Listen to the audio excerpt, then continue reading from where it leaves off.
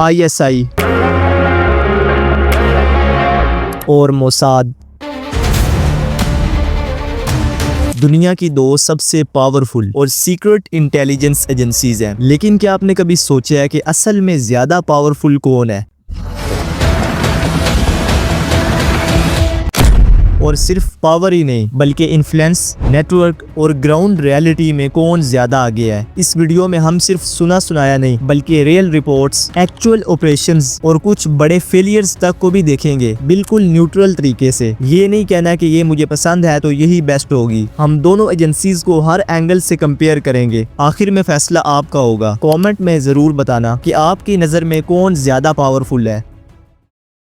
ISI यानी inter services intelligence Pakistan की सबसे बड़ी और पावरफुल इंटेलिजेंस एजेंसी है। इसकी बुनियाद 1948 में रखी गई थी। पाकिस्तान बनने के सिर्फ एक साल बाद 1947 में जब इंडिया और पाकिस्तान के दरमियान पहली कश्मीर वॉर हुई तो उस वक्त पाकिस्तान की मिलिट्री और इंटेलिजेंस कोऑर्डिनेशन की कमियां काफी खुलकर सामने आई थी। उस वक्त हर फोर्स जैसे आर्मी, नेवी और एयर फोर्स का अपना अलग अलग इंटेलिजेंस विंग होता था, लेकिन कोई सेंट्रल सिस्टम नहीं था जो नेशनल सिक्योरिटी इंफॉर्मेशन को कलेक्ट कर सके। आहिस्ता आहिस्ता ये सिचुएशन जब ज्यादा सीरियस होने लगी तो बिल आखिर पाकिस्तान के टॉप मिलिट्री ऑफिसर्स ने अपनी एक इंटेलिजेंस एजेंसी बनाने का प्लान पेश किया। ISI बनाने का आइडिया ब्रिटिश इंडियन आर्मी के retired officer major general Walter Cawthome का था, जो उस वक्त पाकिस्तान आर्मी के डिप्टी चीफ ऑफ स्टाफ भी थे। उन्होंने सजेस्ट किया कि एक सेंट्रलाइज्ड एजेंसी होनी चाहिए जो आर्मी, नेवी और एयर फोर्स के इंटेलिजेंस डाटा को एक जगह पर इकट्ठा करे, एनालाइज करे और एक्यूरेट डिसीजन मेकिंग के लिए बेस्ट लीडरशिप प्रोवाइड करे। इस सेशन पर 1948 में ISI का ऑफिशियली आगाज हुआ। शुरुआत में ISI का बेसिक फोकस एक्सटर्नल थ्रेट्स, खासतौर पर इंडिया और अफगानिस्तान के खिलाफ सर्विलेंस और मिलिट्री इंटेलिजेंस कलेक्ट करने पर था। 1950s और 60s के दौरान जब कोल्ड वॉर चल रही थी तब पाकिस्तान ने USA के साथ अलायंस बनाए, जिसमें ISI ने अमेरिका की इंटेलिजेंस एजेंसी CIA के साथ मिलकर भी कोऑर्डिनेशन स्टार्ट की और ग्रेजुअली अपनी प्रेजेंस रीजन में एक्सपेंड करना शुरू कर दी। इससे कुछ सालों बाद ISI को साउथ एशिया ही नहीं बल्कि मिडिल ईस्ट और सेंट्रल एशिया में भी एक्टिव कर दिया गया।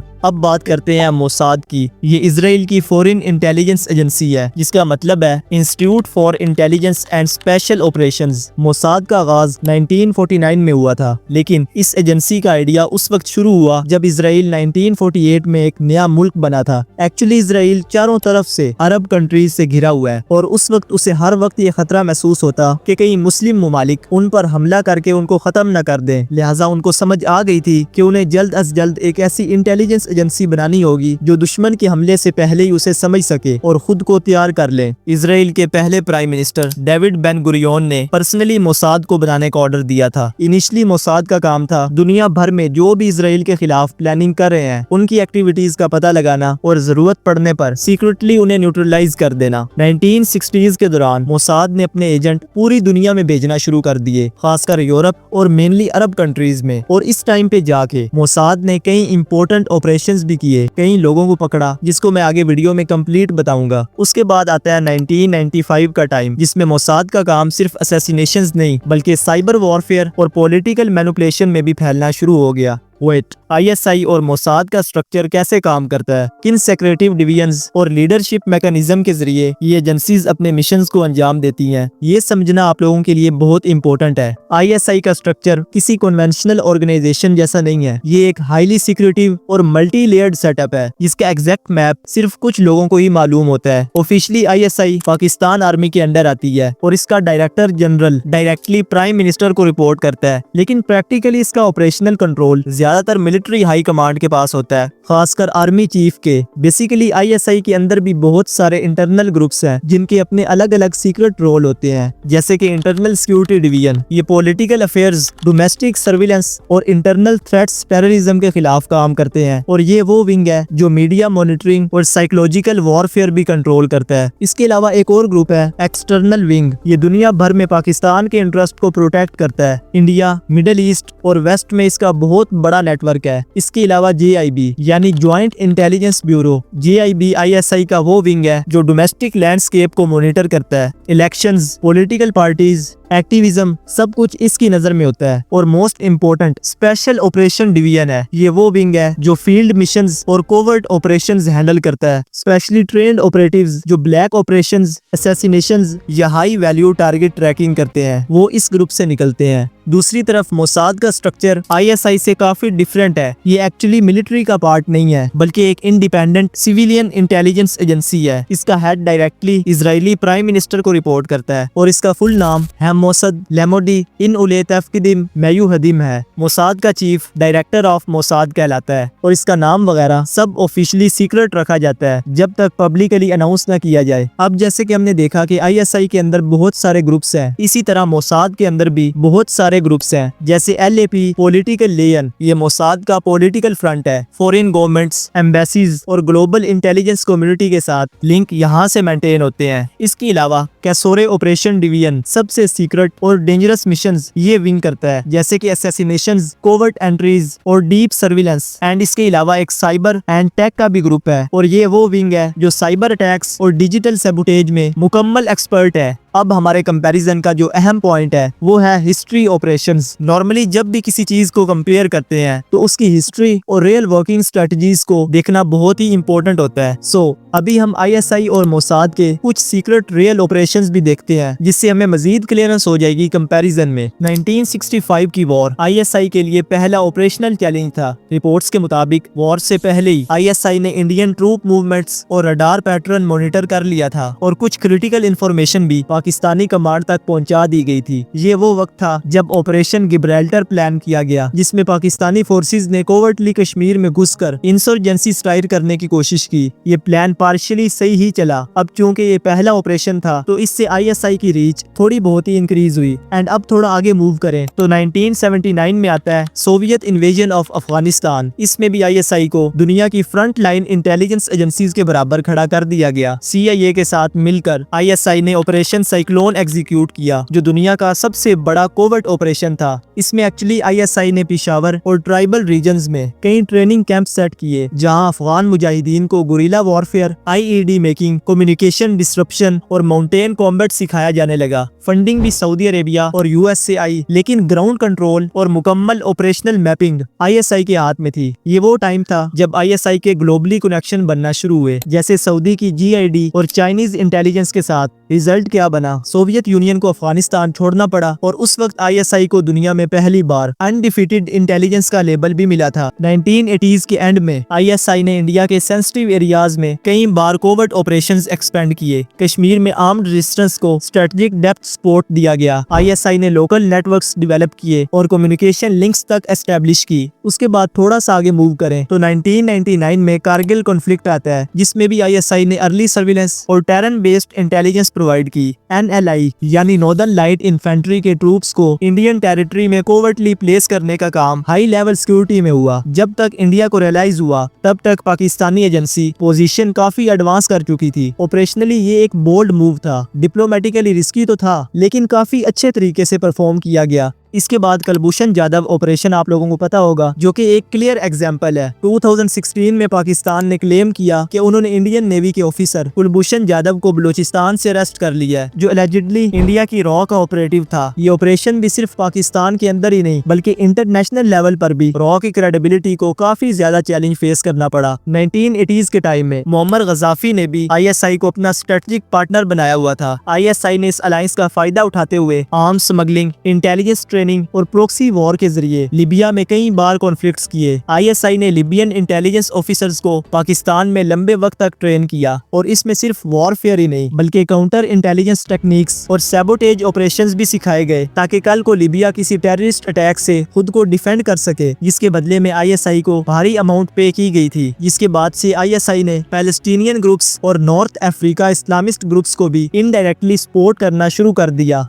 अब हम मोसाद के भी कुछ फेमस ऑपरेशंस देख लेते हैं। ऑपरेशन एचमन 1960 सबसे पहला और मशहूर मिशन था अडोल्फ एचमन का कैप्चर। एचमन नाजी जर्मनी का वॉर क्रिमिनल था जिसने होलोकॉस्ट के दौरान हजारों यहूदियों की जान ली थी। एचमन ने अपना नाम बदला और इटली के रास्ते अर्जेंटीना में जाकर रहने लग पड़ा। मोसाद की कई महीनों की मेहनत के बाद फाइनली उसकी लोकेशन को आइडेंटिफाई कर लिया गया। उस वक्त के मोसाद चीफ आइजर हैरल एक सीक्रेट टीम अर्जेंटीना भेजता है। टीम में होते हैं बेस्ट फील्ड एजेंट्स और वो 2 से 3 दिन तक ऑल टाइम मॉनिटर करते रहते हैं एचमन को और बिल आखिर मुकम्मल वेरिफिकेशन के बाद अपना एक्शन शुरू कर देते हैं। मई 11, 1960 रात का वक्त था। एचमन अपनी बस से घर लौट रहा था। घर पहुंचने के बाद जैसे ही वो बस से उतरता है फौरन मोसाद के एजेंट्स उसे पकड़ लेते हैं। अब चैलेंज ये था कि उसे लीगली अर्जेंटीना से कैसे निकाला जाए, लेकिन न जाने कैसे मोसाद के एजेंट्स सेफ्टी के साथ इजराइल लेकर आ जाते हैं। 1962 में एचमन को डेथ सेंटेंस सुना दिया गया और ये इजरायली हिस्ट्री में पहली दफा ऐसे हुआ है कि किसी को इस तरह पब्लिकली और ऐसे फास्टली फांसी दी गई हो। कुछ साल गुजरते हैं और टाइम आता है 5 सितंबर 1972। जर्मनी के शहर मुनिच में ओलंपिक्स हो रहे थे। पूरे यूरोप का माहौल फ्रेंडली था। जब दोपहर का वक्त हुआ तो एक मिलिटेंट ग्रुप ब्लैक सितंबर ने इजरायली एथलीट्स के हॉस्टल पर हमला कर दिया। 11 इजरायली एथलीट्स को होस्टेज बना लिया गया और फिर कुछ दिनों बाद उन सभी को मार दिया गया। अब इजराइल खासकर मोसाद चुप तो नहीं बैठ सकते थे। इजरायली प्राइम मिनिस्टर गोल्डमेयर ने फौरन मोसाद चीफ ज़ेवी ज़ैमर को बुलाया और वहीं से ही उनको ग्रीन सिग्नल मिल गया कि चाहे कुछ भी हो उनको खत्म कर दो। ये था ऑपरेशन रैथ ऑफ गॉड, एक सीक्रेट मिशन जो सालों तक चलना था। मोसाद ने एक रेड फाइल तैयार की जिसमें उस ग्रुप के लीडर्स, फंडिंग करने वाले और प्लानर्स सबको पकड़ना था। उसके बाद मोसाद की स्मॉल किडोन यानी असैसिनेशन टीम को पूरे यूरोप में डिप्लॉय कर दिया गया और इस टीम का काम था दुश्मन की पहचान करना और उसे वहीं क्वाइटली एलिमिनेट कर देना। 3 से 4 मंथ्स तक ये काम करते रहे, इंफॉर्मेशन कलेक्ट करना, डेली रूटीन ट्रैक करना और बिल आखिर सबको पकड़ना शुरू कर दिया। उसी साल यानी 1972 में एक इटली में खत्म कर दिया गया जो इस अटैक का प्लानर था और फिर 1973 में एक और को पकड़ लिया जाता है पेरिस से और उसे खत्म पता है किस तरह किया गया है? मोबाइल फोन से। जैसे ही कॉल रिसीव की फौरन ब्लास्ट। फिर 1973 में एक और को पकड़ लिया जाता है जो आर्म स्मगलर था और उसको लेबनान में ही सीक्रेटली एलिमिनेट कर दिया जाता है। बट आगे जो होता है वो मोसाद की सबसे बड़ी गलती थी। एक टाइप का कह सकते हैं कि एक बहुत बड़ा फेलियर था। मोसाद ने नॉर्वे के एक शहर लिलीहैमर में एक आदमी को ब्लैक सितंबर का मास्टरमाइंड समझकर मार दिया, मगर वो तो असली टारगेट था ही नहीं। लिटरली वो तो एक वेटर था। अब क्या होना था? 5 मोसाद एजेंट्स पकड़े गए और ये ऑपरेशन वहीं परमानेंटली बंद करना पड़ा और इस पर इसराइल को काफी ज्यादा हेट पड़ी। लेकिन एक minute, was ISI ever ranked number 1 in the world? बहुत लोग कहते हैं कि मोसाद दुनिया की सबसे डेंजरस और पावरफुल इंटेलिजेंस एजेंसी है। ये बात आमतौर पर मीडिया और मूवीज में ही सुनने को मिलती होगी, एम आई राइट? लेकिन जब हम रियलिटी और क्रेडिबल इंटेलिजेंस की रिपोर्ट्स को देखते हैं तो सिचुएशन थोड़ी डिफरेंट नजर आती है। अक्सर आईएसआई को अंडर एस्टिमेट किया जाता है, मगर 2000 के एरा में आईएसआई को दुनिया की टॉप इंटेलिजेंस एजेंसीज में पहला नंबर मिल चुका है। ये बात कई इंपोर्टेंट इंटेलिजेंस एनालिसिस रिपोर्ट और ग्लोबल सिक्योरिटी फोरम ने भी एक्सेप्ट की है। मोसाद को अक्सर 3rd या 4th पोजीशन पर रखा जाता है, जबकि आईएसआई ने कुछ असेसमेंट्स में सबसे आगे होने का दावा किया है। और यहाँ पर मैं आपको बता दूं कि ये रैंकिंग सिर्फ मिलिट्री या कन्वेंशनल इंटेलिजेंस की बेसिस पर नहीं होती, बल्कि कोवर्ट ऑपरेशंस और साइबर कैपेबिलिटीज को मद्देनजर रखते हुए दी जाती है। ग्लोबल फायर पावर रिपोर्ट्स ने कई दफा आईएसआई को सबसे ज्यादा इफेक्टिव इंटेलिजेंस एजेंसी बताया है, स्पेशली काउंटर टेररिज्म ऑपरेशन और वेस्टर्न कंट्रीज में। वेस्टर्न इंटेलिजेंस एनालिस्ट भी मानते हैं कि आईएसआई का रीजनल पावर और कोवर्ट एक्शन स्केल मोसाद से ज्यादा बड़ा है। मेरे एनालिसिस से जब हम पावर को सिर्फ एक पर्सपेक्टिव से नहीं बल्कि multiple angles, strategic influence, covert operations, intelligence gathering और साइबर वॉरफेयर से देखते हैं तो आईएसआई ने कई पीरियड्स में ग्लोबल इंटेलिजेंस रैंकिंग में टॉप पोजीशन हासिल की है। टेम्पो इंग्लिश ने भी अपने बहुत सारे आर्टिकल्स में आईएसआई को one of the best intelligence agency declare किया है। बीबीसी ने कई आर्टिकल्स और डॉक्यूमेंट्रीज में आईएसआई को world most secret spy agency कहा है, specially in context of al Qaeda and Afghan Taliban. BIR journal ने भी 2023 में एक रैंकिंग आर्टिकल अपडेट किया था जिसमें टॉप 10 इंटेलिजेंस एजेंसीज को लिस्ट किया गया। इंटरेस्टिंगली आईएसआई को नंबर 1 में स्पॉट किया गया, जबकि मोसाद को नंबर 3 पे देखा गया है। अल जजीरा ने भी कई दफा आईएसआई को वर्ल्ड बेस्ट एजेंसी कहा है और ये भी कहा है कि आईएसआई ने कई दफा यूएसए की CIA की भी कई बार हेल्प की है। टाइम्स लाइफ ने भी कई दफा आईएसआई ISI को एशिया की सबसे इफेक्टिव इंटेलिजेंस एजेंसी बताया है। आज भी ISI का नेटवर्क दुनिया के कई इंपॉर्टेंट कंट्रीज में एक्टिव है, जैसे UAE, Saudi Arabia, Qatar, Iran, तुर्की, चाइना और अफगानिस्तान में। इन कंट्रीज में ISI के डीप एसेट्स यानी ऐसे लोग हैं जो सिर्फ स्पाई नहीं बल्कि इन्फ्लुएंसर्स भी हैं और वो साइलेंटली काम करते हैं। ISI की सबसे बड़ी स्ट्रेंथ ये है कि वो लॉन्ग टर्म प्लानिंग करता है, यानी किसी एजेंट को 5 से 6 साल के लिए किसी कंट्री में नॉर्मली सेटल करवाता है ताकि वो बिल्कुल वहाँ का पार्ट लगे और छुपके से इंफॉर्मेशन निकालता रहे। मोसाद भी पावरफुल है, लेकिन उनका तरीका अलग है। मोसाद मोस्टली फोकस्ड ऑपरेशन करता है और उसका नेटवर्क यूरोप, अमेरिका और कुछ अरब कंट्रीज में ज्यादा स्ट्रॉन्ग है, लेकिन वो ज्यादातर शॉर्ट मिशंस पर डिपेंड करता है। एक और फर्क ये है कि मोसाद का फोकस इजराइल के एनिमीज तक लिमिटेड रहता है, लाइक ईरान, हिजबुल्लाह या सीरिया जैसे ग्रुप्स, जबकि ISI रीजनल और ग्लोबल भी है। इसके अलावा ISI का इन्फ्लुएंस सिर्फ स्पाइंग नहीं है बल्कि पॉलिटिकल गेम, मीडिया मैनिपुलेशन और डिप्लोमेटिक स्ट्रेटजी तक भी एक्सपेंड करता है। अभी भी बहुत सारे पॉइंट्स मिसिंग हैं। आई थिंक मैं सोच रहा हूँ कि इसके रिलेटेड पार्ट 2 बनाया जाए, जिसमें उनके साइबर अटैक्स को भी देखा जा सकता है, कुछ मेजर फेलियर्स को भी देखेंगे और ये भी देखेंगे कि उनको फंडिंग और सपोर्ट कहाँ से मिलता है। चलें ठीक है, फिर डन करते हैं। बहुत जल्द पार्ट 2 भी आ जाएगा। सब्सक्राइब।